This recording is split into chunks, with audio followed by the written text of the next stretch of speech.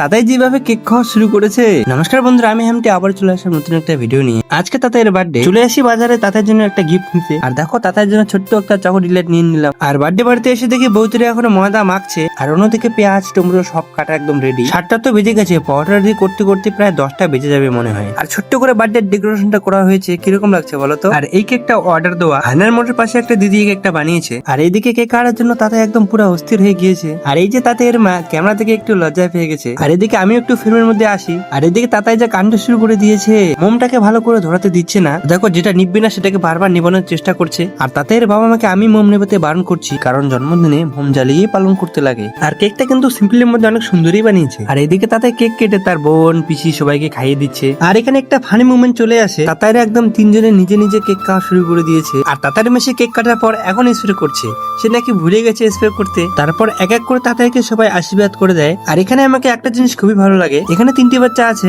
আশীর্বাদ করার পরে 3জনকে মিষ্টান্ন খাইয়ে দিচ্ছে সবাই। বার্থডে কিন্তু একজনের, কিন্তু আনন্দ উপভোগ তারা 3জনই করছে। পরোটা আর সবজি রান্না করতে প্রায় 10টার মতো বেঁচে গেছে। আর এদিকে দাদাদের স্যালাড বানানো একদম কমপ্লিট। আর সবার আগে বাচ্চাদেরকে বসানো হয়, কারণ অনেক রাত হয়ে যাচ্ছে, বাচ্চাদের ঘুম পাচ্ছে। আর সবজিগুলো কিন্তু খুব সুস্বাদু হয়েছে। আর সব থেকে ভালো লেগেছে আমাকে কেকটা। যদি আমাদের বাড়িতে কখনো বার্থডে হয়, তাহলে আমি ওই দিদির কাছ থেকে ওই বার্থডে কেক অর্ডার করবো। আর গল্পে গল্পে আসল কথা বলতেই আমি ভুলে গেছি, তাতাইয়ের জন্মদিনে সবাই তাতাইকে আশীর্বাদ করো, সেজন্য সবসময় সুস্থ আর হাসি খুশি থাকে।